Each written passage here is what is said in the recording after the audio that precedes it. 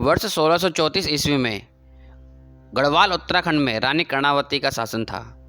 उसी समय बद्रीनाथ धाम की यात्रा के दौरान छत्रपति शिवाजी के गुरु समर्थ रामदास जी की गढ़वाल के श्रीनगर में सिख गुरु हरगोविंद सिंह जी से भेंट हुई।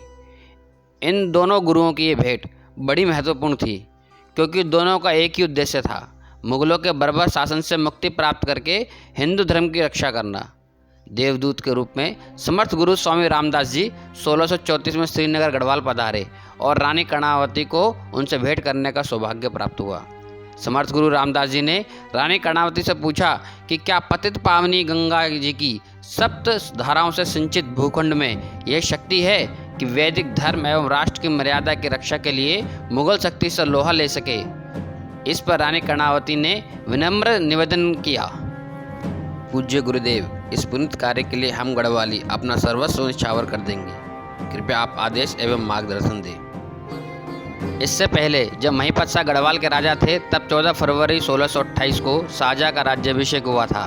जब वे गद्दी पर बैठे थे तो देश के तमाम राजा आगरा पहुंचे थे। महिपत शाह आगरा नहीं गए थे। इसके दो कारण माने जाते हैं। पहला ये कि पहाड़ से आगरा तक जाना तब आसान नहीं था और दूसरा उन्हें मुगल शासन की अधीनता स्वीकार नहीं थी। कहा जाता है कि शाहजहाँ इससे चिढ़ गया था। इसके अलावा किसी ने मुगल शासकों को बता दिया था कि गढ़वाल की राजधानी श्रीनगर में सोने की खदानें हैं। महिपत शाह के शासनकाल में मुगल सेना गढ़वाल विजय के बारे में सोचती भी नहीं थी, लेकिन जब वह युद्ध में मारे गए और रानी कर्णावती ने गढ़वाल का शासन संभाला तब मुगल शासकों ने सोचा कि उनके शासन छीनना सरल नहीं होगा।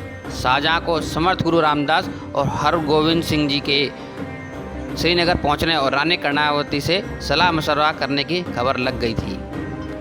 शाहजहाँ ने नजाबत खां नाम के एक मुगल सरदार को गढ़वाल पर हमले की जिम्मेदारी सौंपी और वह 1635 में एक विशाल सेना लेकर आक्रमण के लिए आया। उसके साथ पैदल सैनिकों के अलावा घुड़सवार सैनिक भी थे। ऐसी विषम परिस्थितियों में रानी कर्णावती ने सीधा मुकाबला करने के बजाय कूटनीति से काम लेना उचित समझा। इसके लिए उन्होंने समर्थ गुरु रामदास जी से मार्गदर्शन प्राप्त किया और गढ़वाल की रानी कर्णावती ने मुगल सेना को अपनी सीमा में घुसने दिया। लेकिन जब वे वर्तमान समय के लक्ष्मण झूला से आगे बढ़े तो उनके आगे और पीछे जाने के रास्ते रोक दिए गए थे।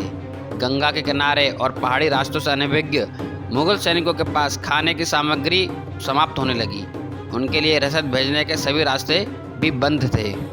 मुगल सेना भूख और प्यास के कारण कमज़ोर पड़ने लगी और ऐसे में नजामत खान ने गढ़वाल की रानी के पास संधि का संदेश भेजा, लेकिन रानी ने उसे ठुकरा दिया। मुगल सेना की स्थिति भूख के कारण बदतर हो रही थी। रानी चाहती तो सभी मुगल सैनिकों को खत्म कर सकती थी, लेकिन उन्होंने मुगलों को सजा देने का नायाब तरीका निकाला। रानी ने संदेश भिजवाया कि वह सैनिकों को जीवनदान दे सकती है, लेकिन उसके लिए उन्हें अपनी नाक कटवानी होगी। सैनिकों को भी लगा कि नाक कट भी गई तो क्या, जिंदा तो रहेंगे। मुगल सैनिकों के हथियार छीन लिए गए और आखिर में उन सभी की एक एक करके नाक काट दी गई। कहा जाता है कि जिन सैनिकों की नाक काटी गई उनमें सेनापति नजाबत खान भी शामिल था। वह इससे काफ़ी शर्मसार हुआ और उसने मैदानों की तरफ लौटते समय अपनी जान दे दी।